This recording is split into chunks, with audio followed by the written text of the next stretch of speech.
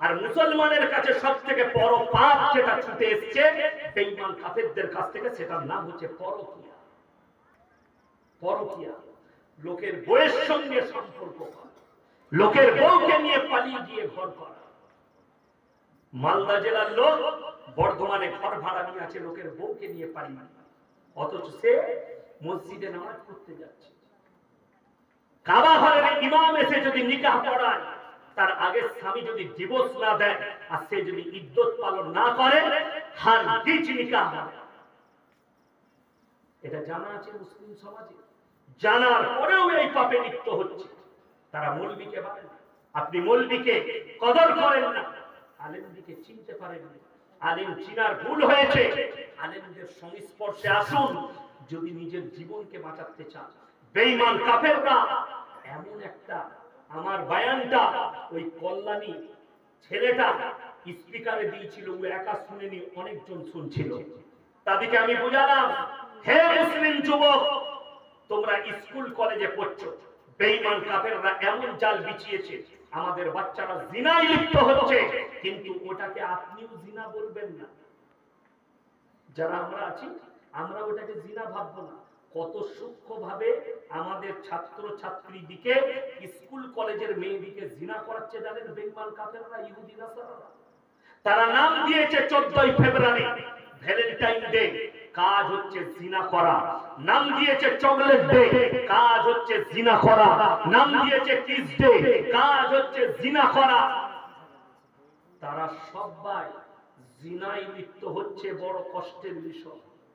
অথচ আপনি মনে করছেন এগুলো একটা অনুষ্ঠান, না, অনুষ্ঠান নয়। জিজ্ঞেস করুন, আমরা স্কুলে গেছি, স্কুলে গিয়েছি না যাইনি, যারা আমার বয়সী আছে, আমার ভাই, আমরা যখন স্কুলে পড়েছি শিক্ষক দিবস কি আমরা জানতাম না। ঠিক বলছি না স্যার? শিক্ষক দিবস আমরা জেনেছি কোনোদিন? জানতাম না। এবং মাস্টারকে আমরা রেসপেক্ট করেছি। আমি একবার বর্ধমান থেকে বাসে চেপেছি, সুপার ফাস্ট বাসে যাচ্ছি। আমার একজন স্কুল মাস্টার, তিনার নাম রবি বাবু, অঙ্ক নিতেন ফাইভে। তো আমার স্কুলের মাস্টার রবি বাবু, তিনি দাঁড়িয়ে আছেন আমার পেছন দিকে। আমি মুখটা ঘুরিয়ে দেখলাম রবি বাবু দাঁড়িয়ে আছে। আমি দাঁড়িয়ে গেলাম, স্যার আপনি বসুন। কি বললে জানেন? ইয়াসিন, তুমি অনেক উঁচু মানুষ হয়ে গেছো গো, তুমি ধর্ম নিয়ে আলোচনা করো। আমি বসবো না, তুমি বসুন। না স্যার, আপনি আমার বাবার বয়সে, আপনার কষ্ট হচ্ছে দেখে আমার কষ্ট হচ্ছে, আপনি বসুন স্যার, আমি একটু দাঁড়াই। তো তিনাকে বসতে দিলাম। এটাকে বলা হয় রেসপেক্ট।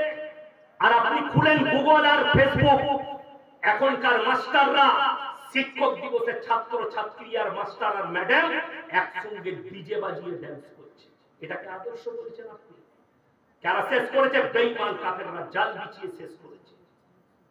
আমরা যখন স্কুলে মাদ্রাসায় পড়েছি, জিজ্ঞেস করুন, আমরাও তালিবে ইলম ছিলাম। আমরা আমাদের শিক্ষককে যে রেসপেক্ট করেছি, এখনকার ছাত্রদের আর রেসপেক্ট নেই।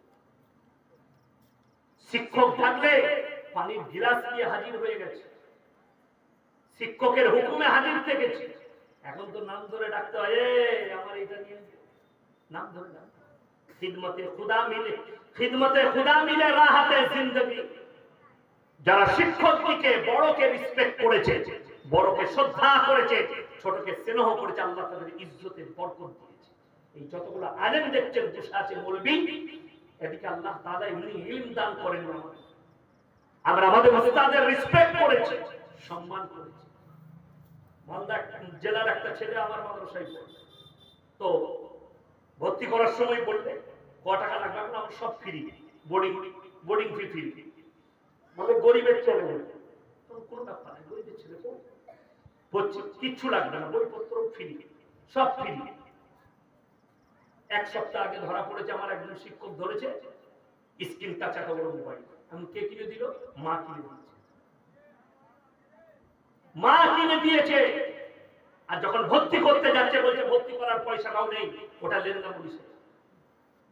অবাক হবে, ওই ছাত্রটা তৈরি হবে না, শেষ জিন্দেগি শেষ। আমার মানুষের নিয়ম করে দিয়েছি, মোবাইল ধরা পড়লি সেটা আর পাবে না, জমা করে দাও, বছরের শেষে বিক্রি করে অদিকে বিরিয়ানি খাই তৈরি করে যা খেয়ে। আমার ভাই, বেঈমান কাফেররা প্রতি মুহূর্তে আপনার ঈমান নষ্ট করার লেগে দাঁড়িয়ে আছে, লেগে পড়ে আছে। আপনারা নিজেদের ঈমানকে বাঁচান, সবাই বাঁচাবেন, জোরে বলুন ইনশাআল্লাহ। আপনি কোরআনের চিন্তা করেন না যে কোরআন মিটে যাবে, ইসলাম মিটে যাবে।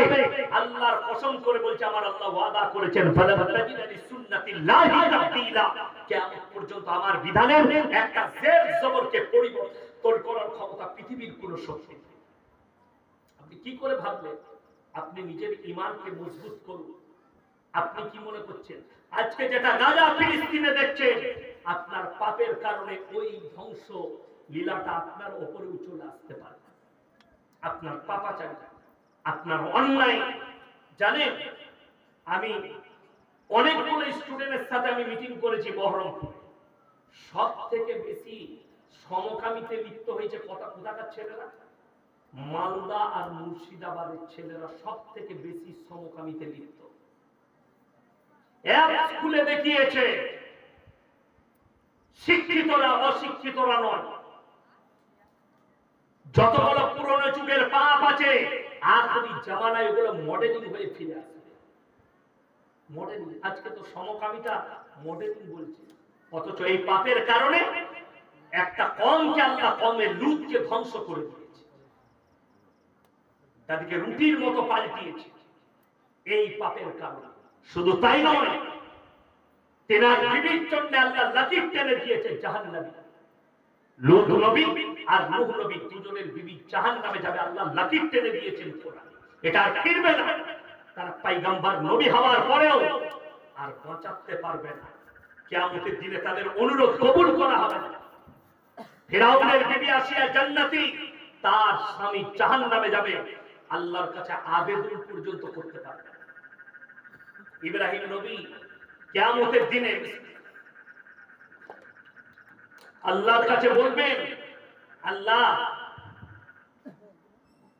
আমি আপনার কাছে একটু আবেদন করতে চাই। কার জন্য আবেদন করবেন? নিজের আব্বা জানের জন্য। ইব্রাহিম নবীর বাপের তিনটে কাজ ছিল, কটা বললাম? তিনটে। মূর্তি তৈরি করা, মূর্তি বিক্রি করা, মূর্তির উপাসনা করা। ইব্রাহিম নবীর বাপে কোরআনে কি বলছে জানেন? ইব্রাহিম নবী নিজের আব্বা জানকে দাওয়াত দিয়েছে। আব্বা জানকে কি বলে? ইজ ক্বালা লিআবিহি